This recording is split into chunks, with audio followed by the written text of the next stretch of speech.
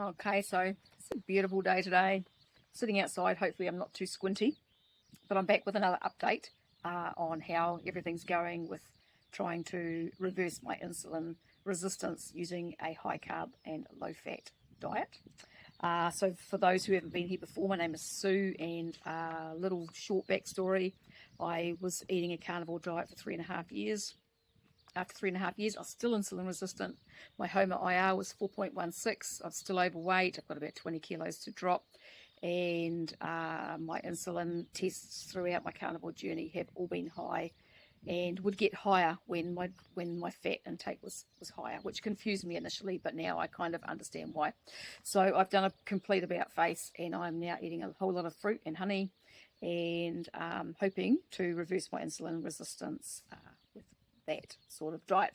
So it all sounds a little bit nuts, but hopefully I can explain over time how this actually works. I'm starting to really wrap my head around it, and so far it seems to be helping with me, just going by my blood glucose and what's actually happening in my body. So today I'm going to talk about what's happening with my weight and my changes in my body, what's happening with my blood glucose. I'm going to talk about what I did recently that really upset my bowel.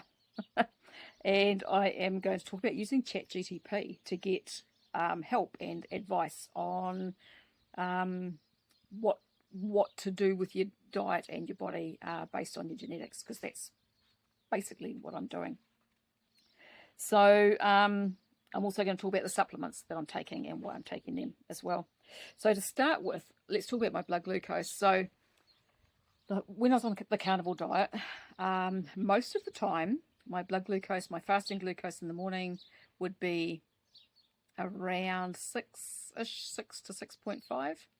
And my glucose after eating, like, I didn't have big spikes, but it was always kind of constantly high. The only times that my glucose came down under 5 really was when I was fasting or doing a sardine fast or an egg fast or something like that.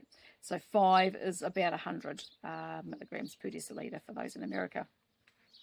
So my glucose was sitting quite high a lot of the time. Now I had a fair few fasting insulin tests done in that 3.5 years, and my insulin was always high as well. Now, what I did notice with those fasting insulin tests was that the higher my fat intake was, the higher my insulin was. And initially that didn't make sense to me, but now I kind of understand it. And it is to do with the way that fat being released in our bodies as well works. And when there's fat inside the cells, it stops the insulin from being able to get the glucose into the cells. So it keeps your glucose higher for longer, and your pancreas keeps pumping out insulin, and so your insulin levels are higher as well, and that can stop you from losing weight, and it can eventually, of course, cause diabetes, even though you're not eating any carbohydrates. And so that's why I've made the change, because I wasn't going to keep going with the carnivore diet and end up with diabetes. Not going there. So that's why I'm experimenting with this. And the way that I'm eating now is temporary. So I've had so much criticism from people, and people just thinking I'm absolutely nuts. But this is temporary. This is to try to get my metabolism fixed, and then I'll readjust my diet later. I don't think I'll ever go back to strict carnivore, probably. But my ideal is to eat seasonally, eat a high meat diet, and closer to carnivore through the winter, with more fruits than that in season in the summer. That's my ideal, and that's where I'm hoping to go. But we'll see what happens with my body with this wee experiment. Now I am at just over 6 weeks into this, and it is going to take time for my body to adapt. My body does seem to be adapting, which is quite nice. But I was expecting at least 8 to 12 weeks. It's the same as when you go on a carnivore diet. It takes time for your body to adapt. And so 3 months for my body to get back to using carbohydrates and glucose fairly effectively is quite a reasonable ask after 3.5 years with either no or very little carbohydrates. And so, so I'm 6 weeks in. Now, with my fasting glucose, as I said, my glucose was always sitting around 6.5. I've got a cup of Tulsi tea with honey in it. It's very nice. Tulsi and ginger it is. So my glucose sat around 6.5 fasting in the morning. at this time, so this week, my fasting glucose seems to be sitting around 5.2 a lot of the time, which I'm really happy with. This morning it was 5.8 because I had a lot of protein and fat last night. So what I'm doing at the moment is I'm allowing myself to have a higher protein, higher fat day, 1 day a week in the weekend. I actually had 2 really this weekend because we were away overnight at my parents'. And then when we got home last night, it was fairly late, and we had some chicken nibbles that we already had out that we'd taken with us and hadn't eaten. So we just cooked those up with some steak last night, and then had some berries and yogurt afterwards. So I did have a higher protein, higher fat day yesterday, and as I said, my glucose was 5.8, but that's an improvement on where it would have been 6 weeks ago if I'd had that same meal. So pretty happy with that. There are indications that my body is becoming more insulin sensitive. So I've just got my notes here, see my bit of paper. I've got my notes here, and I'm just wanting to have a look to see what else I'm going to talk about. So my weight, fasting insulin test, that's right. I've been asked if I've had an insulin test. No, I haven't. My plan is to probably do one at about the 8-week mark, so another couple of weeks. I think if I'd had one early in the piece, it would have just shown that my insulin was really high because my glucose was so all over the place to start with. I probably jumped into this a little bit too fast, as I have a tendency to do with everything. And my glucose was very erratic to start with, but it's definitely settling down now. And so I kind of figure that maybe another 2 weeks, I'll have a fasting insulin test done, and hopefully that should give me an indication of which way things are heading, because I think the last insulin test I had done, my numbers were 14, I think, and my home IR was 4.16, which is definitely pre-diabetic, apparently. So if there's some improvement there, I'll be a happy gal, and I have a feeling that there's going to be. So my weight, it's at the stage it's still just kind of going up and down. I go up and down by about 1 kilo or so, and that's just where it's been since I started. But my waist measurement has dropped by 2 centimeters in the last couple of weeks, which I find really interesting. I kind of didn't really expect that. Now I've got a pair of board shorts that I've had for a few years, and quite a lot of years now. They came back with me from Australia 10 years ago, and I haven't really worn them for 10 years because I put on too much weight not long after we came back. And so they've been a bit of a guide for me as to what's going on in my body, and they're really quite loose around my waist now. And so I measured my waist the other day, and I was like, oh, it's actually dropped, because I had measured on the 15th of November, and yeah, my waist measurement's down by 2 centimeters. So pretty happy with that. My energy is really good. So I'm feeling more like moving and doing things. I feel more like exercising. I've been doing aerobics, and I've been doing some weight training and skipping and bits and pieces like that. And it's so good to finally really start feeling like I want to exercise again. I had little moments like that on Carnivore, but it didn't last. I'd have, days here and there where, I'd do aerobics and it'd feel good. And I mean, I tried to get back into aerobics. I've got a whole lot of shorts on my YouTube channel where I was filming myself daily, and I tried really hard to get myself back to that place where doing that exercise felt good, but it just didn't happen. Whereas now it's feeling good, and so yeah, that's a really good place. I'm really feeling quite grateful to be heading back there. My sleep is good. I feel like my sleep is deeper and more beneficial to me. I don't have any of these watch things or anything, but I do feel like my sleep has improved. It wasn't bad on Carnivore, and I had times on Carnivore where it was good, but I just feel like it's better now than it was. Now, as I said, I've upset my bowel.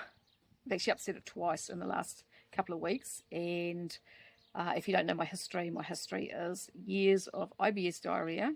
And when I started on Carnivore, it got worse. So I had over 2 years of real problems with diarrhea on Carnivore. And it kind of gradually got better. I've done a lot of work on, my gallbladder and sorting out SIBO. I had mold illness, so that was a big part of it as well. But the diarrhea has been something that's been around historically, even before the mold illness. It's been around for a very long time. but it got so bad at the beginning of my carnivore journey.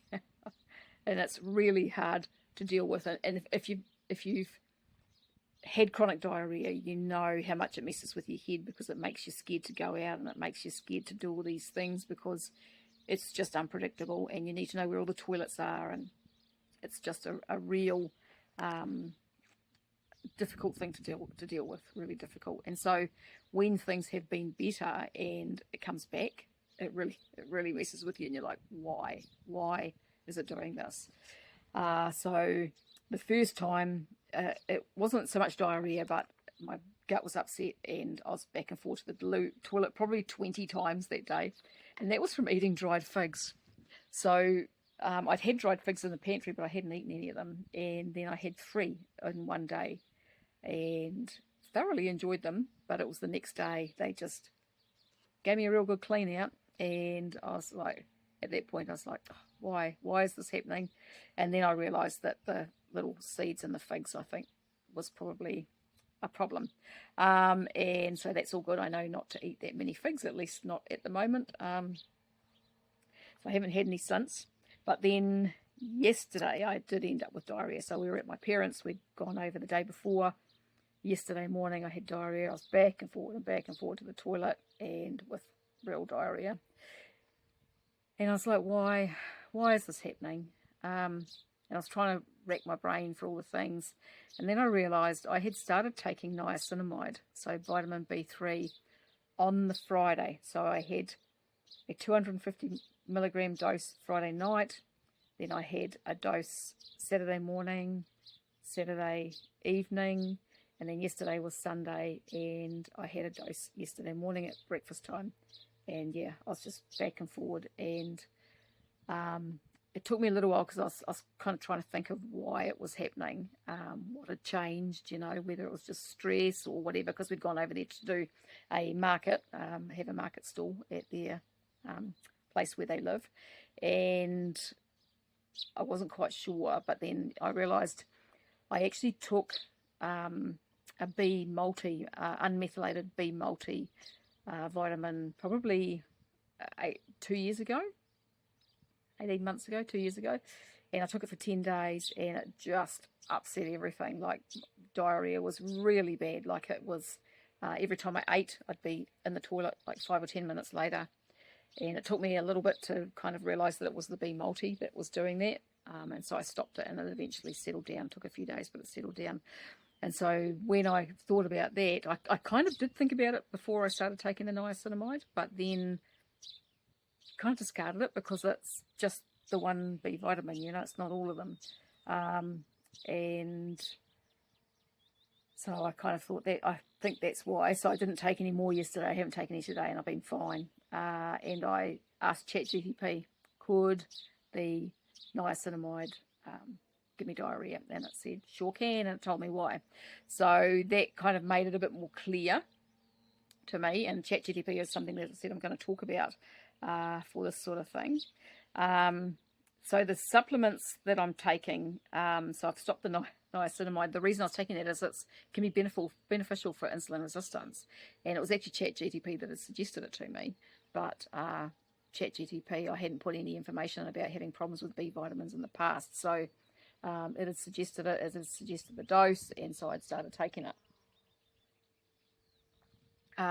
So it's not infallible, just like a naturopath. I mean, if you go to a naturopath or a functional medicine doctor, they're going to give you supplements and things, based on their experience and their knowledge, but they don't always work for you. And I know that for myself, because I've worked with different practitioners in the past, and they usually end up coming to the conclusion that, hey, you're just really sensitive, because my body does really react to things sometimes. And now I'm starting to understand why, knowing more about my genetics, and asking ChatGPT about that. It's helping me to understand. So one of the things, I think I spoke about it on my last video maybe, because I copped a bit of flack about using ChatGPT. People think I'm mad. But what I've actually done is I've set up a chat for my genetics and my husband's genetics. So we both had our genetics done through Ancestry, because my mum does genealogy. And then I put our ancestry data through a website called Prometheus. So it's quite cheap. I think it cost me like $12 or something to put that through, and it gives you a report with all your genetics, genetic variations and things. And it's not the easiest report to use, but you know, if you have some information on what you're actually looking for, you can find things in there and find out the information, because it shows you which are the bad genetics and which are the good genetics, you know, in there. And so it confirmed for me that hubby and I both had MTHFR genetic variations, so we both got one copy of each. But it also confirmed some other things, and I've learned more just gradually about some of these variations and different ones that I've put in and searched for and found, you know, whether we do or don't have them. And so both of us have slow MAOA, so that's monoamine oxidase, I can't even remember what the other A is, variations. So what that means is, for both of us, is that it makes a difference to the amount of serotonin and dopamine and neurotransmitters potentially in our bodies. I have an intermediate COMT, so COMT gene, his is okay, and then there's some other genetics as well. And so basically we're similar in some ways, but then when I was chatting about different things with ChatGPT this morning, it's basically taught me that my body has a tendency to over-methylate depending on what I'm taking and what I'm eating, and his has a tendency to under-methylate. So we're different in that way, which explains the differences in the way that our bodies respond to things. So for me, for example, when I found out I had MTHFR, I went and I ordered methylated B9 and B12, and we both started taking it. And I think it was like the first or second day in the morning, I just felt really wired and really anxious and yuck. And I was like, oh, and I can't take this. So I stopped taking it. He kept taking it. He was fine. Now, the reason for that is because my genetics make my body more likely to over-methylate, and his more likely to not be methylating enough. So we're different in that way, and so that explains some of those things. And so for me, I'm more likely to end up with too much serotonin and in my gut and in my brain, which is what causes my diarrhea and my anxiety and my panic attacks when that gets too high. And I also have a gene that affects my DAO production, and so I don't break down histamine well and things like that, which he doesn't have. So that as well I did a video, I'll link to that here. I did a video talking about histamine and how that can cause all of these different symptoms that most people aren't aware of that histamine can cause, including diarrhea, anxiety, and panic attacks. Okay, so yeah, I'll link to that one up here. So these things all combined explain my life. They explain my life, and it's really amazing to finally be really be able to start to understand some of this, and I can ask questions of ChatGPT and it answers them, and then I'll go off and I'll do some research. So the supplements that we have added in are based on my discussions with ChatGPT. So we were already taking TMG, so that's trimethylglycine, and that can be beneficial for people with MTHFR. It helps to stop homocysteine from getting too high. Homocysteine, if it gets too high, this is one of the problems with MTHFR, is if homocysteine gets too high, you are likely to end up with cardiovascular disease, heart attack. And so we started taking the TMG because that helps with that. It's a methyl donor, and so helps with the whole methylation process. But when I was chatting to ChatGPT today, I asked a question about hubby, and I put in how much TMG he was taking, and it said, well, that's way too much. So he was taking a teaspoon, which is 3,000 milligrams, way too much for his genetics, could really cause him some problems. So he needs to back off and take between 250 to 500 milligrams. It gave me all the links to show why that is, and I've had a look at some of them. And so we're reducing his dose of that. So we have both, him in particular, has been taking TMG way too much for probably 6 months at least. So he's going to cut that back. I'm currently still taking NMN, but once I finish what I've got, I'm going to stop that. Because I've realised with my chats with ChatGPT, it's not really having a huge amount of benefits for me. It has benefits for anti-aging and bits and pieces, but not having the benefits for me that I thought it might be, and definitely not a priority. And you know, when money's a bit tight, you know, you've just got to take the most important things, and it tells me that. Like, I can ask it, okay, do I really need to take this, or is there another way that I can manage this? And it'll tell me. So we're both taking at the moment dried liver powder. We take half a teaspoon a day each. Once that runs out, we are going to switch to some dried organ capsules that are mixed ones. I'm going to take one that contains liver, heart, spleen, pancreas, and kidney. And the reason for that is I want the kidney for the DAO, for the histamine, because my body has problems with, it's more prone to histamine issues, although it's been pretty good since I changed my diet and seems to be getting better. And then he's going to take one that's called Manpower, and it's got testicles, liver, and heart, because one of the things that he needs is CoQ10, because he is more likely to be having problems with his mitochondria, and the CoQ10 can help with that. So he's going to start taking that. We both take boron 5 days a week, so I make up a boron tincture using borax, which is really simple, and then we just use that 5 days a week, because that is one of the best sources of boron. And on a carnivore diet, that's one of the things I realised, is that boron is a really likely deficiency, because there's not a whole lot of boron in most of the carnivore foods. So that's something, if you are eating a carnivore diet, that you may want to look into and think about.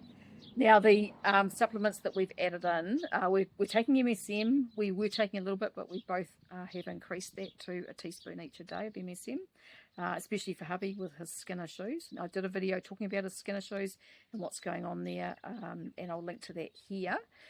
So basically with him and what's been going on with him with fat-soluble toxins from past work history, and one of the things that's a problem with both of us with our genetics is our bodies are both unlikely to detox well. So I've known with myself for years that my body doesn't seem to detox well. Hadn't really thought about it too much with him, but then finding out about all the genetic stuff has made me realise that that's a real issue for him, and ended up realising that he needs soluble fibre to detox his body. So he's adding psyllium to sourdough bread, which he's been eating the whole time anyway, and he's also having psyllium in oats in the morning, because without that soluble fibre, his body cannot detox these fat-soluble toxins efficiently, because the preferred way for them to come out of the body is in the bile, and they're only going to be released with fat-soluble fibre.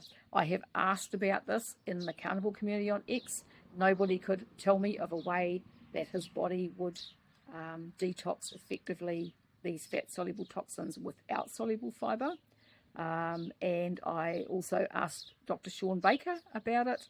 He gave me a really simple answer that was incorrect. To be honest, he basically said, you know, they detox the same way as everything else does, you know, through your skin, through your lungs, through your bowel, through your kidneys. But that's incorrect, because with the types of toxins that my husband has worked with in the past, and they are fat soluble, and the only way that his body is really going to get rid of them effectively is with soluble fibre. So we're including that. So that's something else, and as I said, I'll link to that video about him. But that is something else to think about if you have worked with a lot of toxic chemicals and stuff in the past, and you're on carnivore and having problems. This could be a reason why, because without that soluble fibre, your body just can't get rid of those chemicals, and it's just going to keep recycling them, and it's going to put a load on your liver where your body can't get rid of it, and you know, where your liver is going to be struggling, and yeah, your body just can't get rid of them. So that is something that's quite serious to think about, and you know, doesn't affect everybody, but probably affects a lot of people, because there's a lot of fat soluble toxins around these days. And that's what I said in the video about him, is that we don't live in the world that our ancestors lived in. So, you know, back, you know, even 500 years ago, they didn't have all of these chemicals and things that we're exposed to these days to get rid of. And definitely not, you know, 50,000 years ago, they just weren't there. So our bodies didn't have that toxic load on them. Where now is a very different thing, and depending on where you live and what your diet's been in the past and your work history, because his work history is the thing that has really made a difference with him. that it can be a problem, and is potentially an issue that, you know, over years on a carnivore diet could see you with some fairly major health problems, I'd imagine. Just something to think about. Now, the other two supplements that we've added, because of my chats with ChatGPT, my friend Chat, are glycine and taurine. And I think I keep saying ChatGPT, but it's ChatGPT. I get pulled up on that. It's just easier to say it the other way around. So glycine and taurine. Now, something that I've just learned with my chats has been that methionine, so this is another amino acid, methionine is in highest amounts in muscle meats. Now, if you, like in my case with my genetics, eating lots of muscle meats like I have been on carnivore, if I'm not getting enough glycine, then that is possibly a huge part of the reason why I had so much problem with diarrhea early in my carnivore journey. Because when the more methionine you need, the more glycine you need. Glycine is in gelatin and bone broths and things like that, but it's not. There's not a lot in the muscle meats. And methionine is fine to a point, but if you're getting too much, it can cause problems. So this is something that I've learned about. I need to look into it more to kind of really understand it. But the glycine is essential, really, if you are eating a lot of muscle meats, depending on your genetics. So our genetics mean that we need more glycine. So the glycine is something that I kind of realised a while back that hubby might be deficient in, because he startles really easily. And that can be a symptom of glycine deficiency.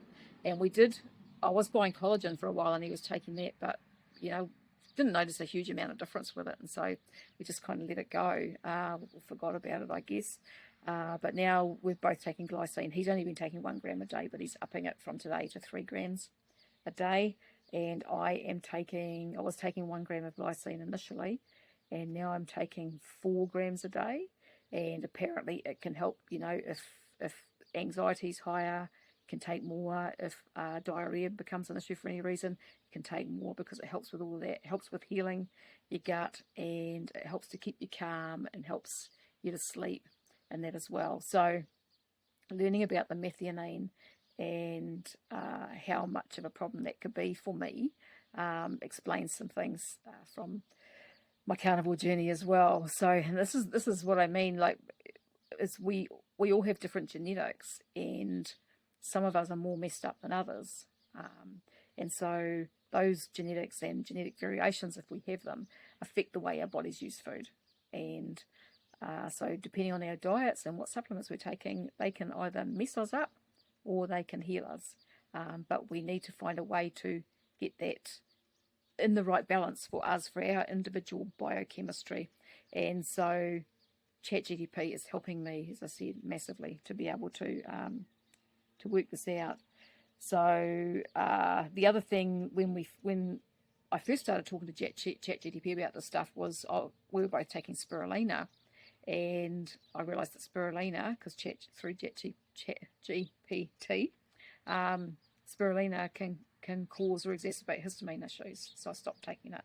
So little things like that, you know, you're taking them for a reason, but they might not be the right thing for you. And how do you know, you know, unless you've got some way of getting that advice or being able to look at all the research, because that's what these AI models do, and ChatGPT seems to be good at that.